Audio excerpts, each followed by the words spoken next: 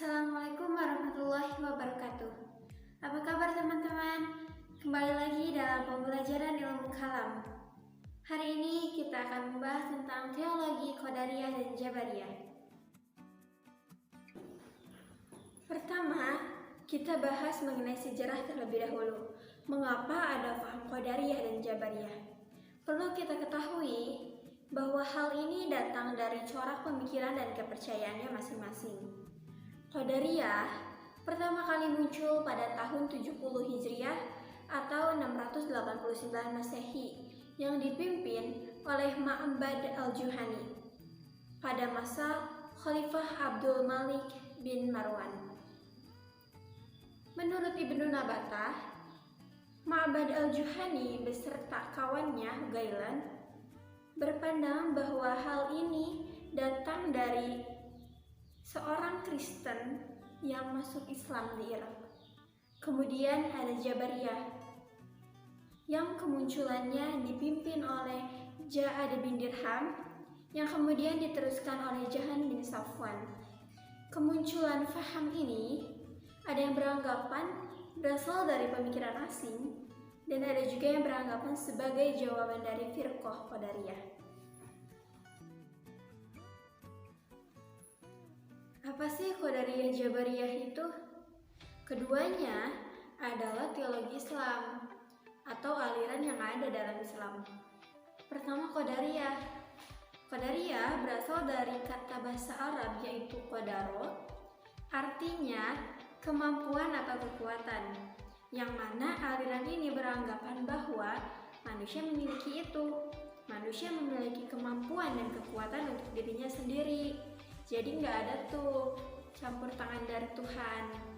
Sedangkan Jabariyah berasal dari kata jabaro yang artinya memaksa atau harus melakukan sesuatu.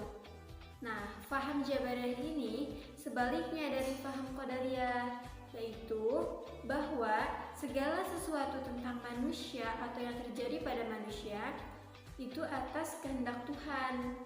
Kita diharuskan dan dipaksa untuk melakukan sesuatu atas kehendak Tuhan. Selanjutnya, dasar ajaran pemikiran Qadariyah dan Jabariyah, yang mana keduanya pun memiliki landasan atas pemikiran mereka.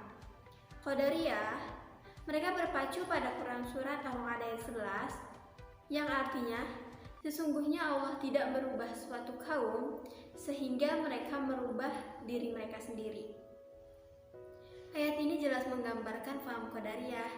Namun, terjemahan ini belum selesai.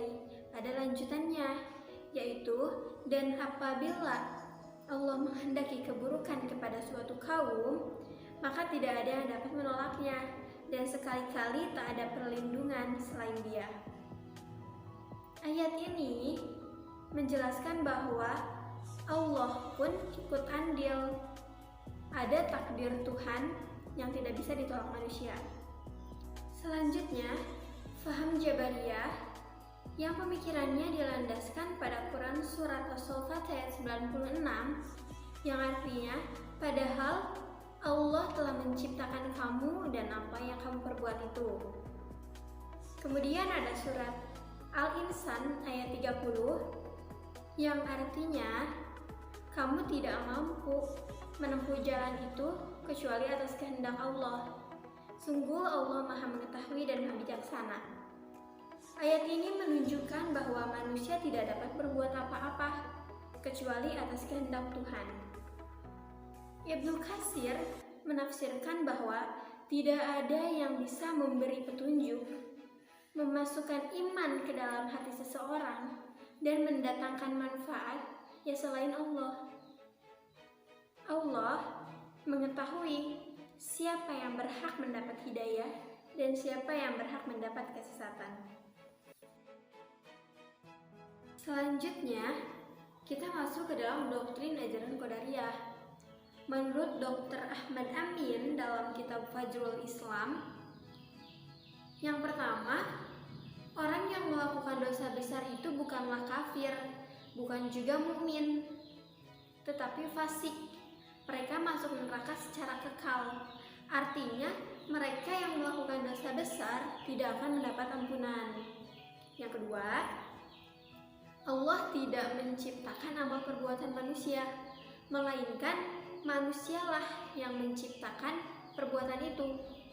Mereka menerima balasan baik, yaitu surga, ketika mereka melakukan kebaikan.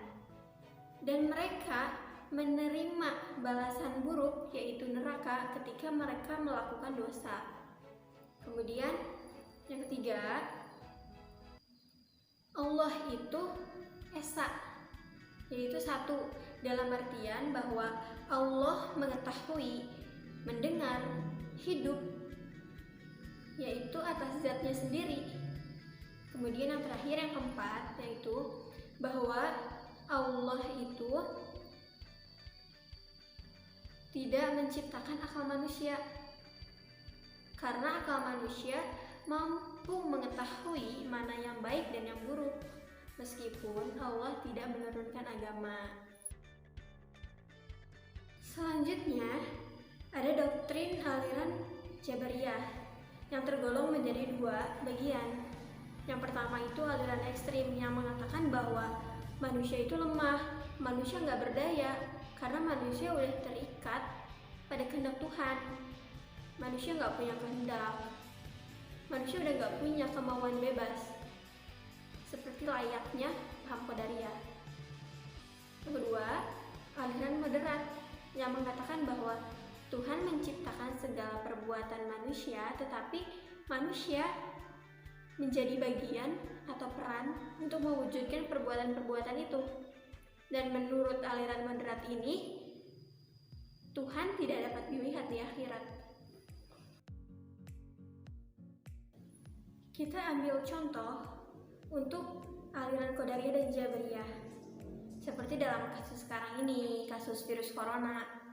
Faham Qadariyah mengatakan bahwa virus corona ini ya karena ulah manusia, gak ada tuh campur tangan dari Tuhan. Sedangkan Jabariyah mengatakan bahwa virus corona ini datang dari Tuhan.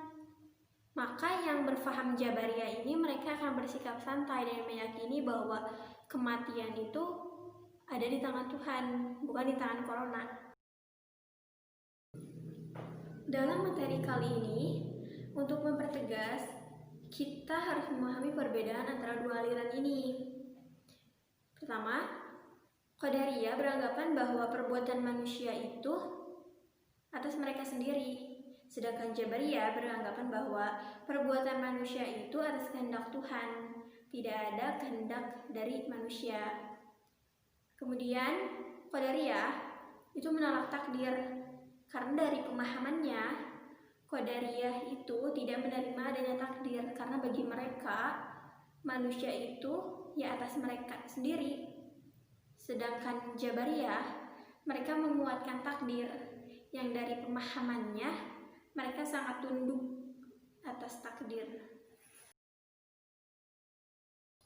Sebagian umat muslim ada yang beranggapan bahwa kedua aliran ini bid'ah atau sesat.